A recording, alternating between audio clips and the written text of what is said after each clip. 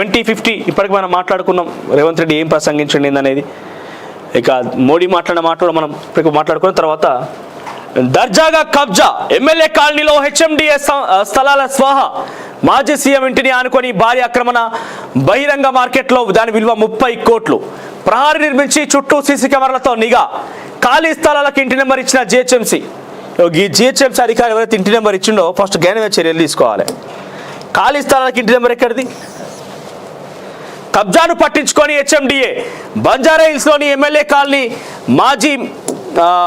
మాజీ సీఎం మాజీ మంత్రులు తాజా మంత్రులు ఎమ్మెల్యేలు ఇలాంటి ప్రాంతాల్లో కబ్జాదారులు ఖాళీ స్థలాలపై కన్నేశారు. మాజీ సీఎం ఇంటిని అనుకొని ఉన్న హెచ్ఎండిఏ ప్లాట్ను దర్జాగా ఆక్రమించుకున్నారు. వాటి చుట్టూ ప్రహారీ నిర్మించి గేటు పెట్టారు. కాపలాదారులను నియమించి సీసీ కెమెరాలతో నిఘా కూడా పెట్టారు.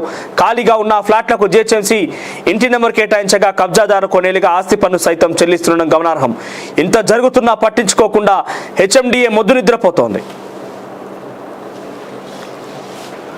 ఇక హైదరాబాద్ నడిబొడ్డున ఎమ్మెల్యేలు మంత్రుల చోటనే ఇళ్లకు ఖాళీ స్థలాలకు ఏమంటారు ప్రొటెక్షన్ లేదంటే ఇంకా ఎక్కడున్నది? ఎమ్మెల్యేలు మంత్రుల చోటే ఖాళీ స్థలాలకు ప్రొటెక్షన్ లేదు. పెద్ద ఎత్తున అక్కడే కబ్జా జరిగింది. సో అక్కడే ప్రొటెక్షన్ లేని కారణంగా ఇంకేడా జరుగుతుంది?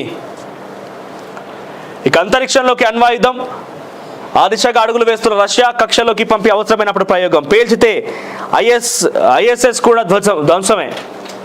అణుశక్తి ఇంధనంగా రాడార్ జామర్లు శత్రుదేశ ఉపగ్రహాల సమూహాన్ని ఒకేసారి ఎదుర్కొనే సరికొత్త మిలిటరీ వ్యూహం.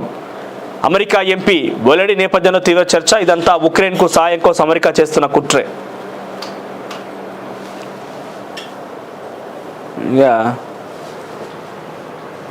అంతరిక్షంలోకి అక్కడ ఆయుధాన్ని పంపించి అవసరమైనప్పుడు ప్రయోగించే ప్రయత్నం చేస్తున్న రష్యా.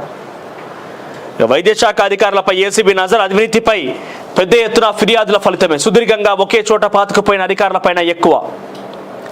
కొందరు డిఎంహెచ్ఓలకు హైదరాబాద్ శివార్లో ఫామ్ హౌస్లు. ఉత్తర తెలంగాణ చెందిన ఓ అధికారి పెద్ద హోటల్ డిప్యుటేషన్ రిలీవ్ ఆర్డర్ అయిన టేబుల్పై డబ్బులు కవర్ పెడితేనే ఉన్నతాధికారులు తీరుపై మహిళా ఉద్యోగి ఆవేదన. తోటి ఉద్యోగికి కాల్ చేసి ఆడియో వాట్సాప్ గ్రూపులో చక్కర్లు. ఇక వైద్య ఆరోగ్య శాఖ పరిధిలోని డిఎంహెచ్ఓ కార్యాలయాలు మెడికల్ కాలేజీలు అనుబంధ ఆసుపత్రులు అవినీతికి అడ్డగాలుగా మారుతున్నాయంటూ అక్కడి అధికారులపై ఏసీబీకి పెద్ద ఎత్తున ఫిర్యాదులు వస్తున్నాయి. ఫలితంగా వైద్య ఆరోగ్య శాఖపై ఏసీబీ ప్రత్యేక దృష్టి సారించినట్టు తెలుస్తోంది. ఇక ప్రధానంగా ప్రజారోగ్య సంచాలకుల కార్యాలయంలో వైద్యులు నర్సింగ్ సెషన్లపై ఫిర్యాదులు వచ్చినట్టు సమాచారం. ఇప్పటికే వైద్య ఆరోగ్య శాఖ ప్రధాన కార్యాలయంలోని కీలక అధికారులతో పాటు కొన్ని జిల్లాల డిఎంహెచ్ఓలతో పాటు ఆయా ఆఫీసులను తనిఖీలు చేస్తున్నారట. ఇక ఏం కావాలన్నా పైసలు ముట్టాలి. డిప్యుటేషన్ కావాలన్నా, తర్వాత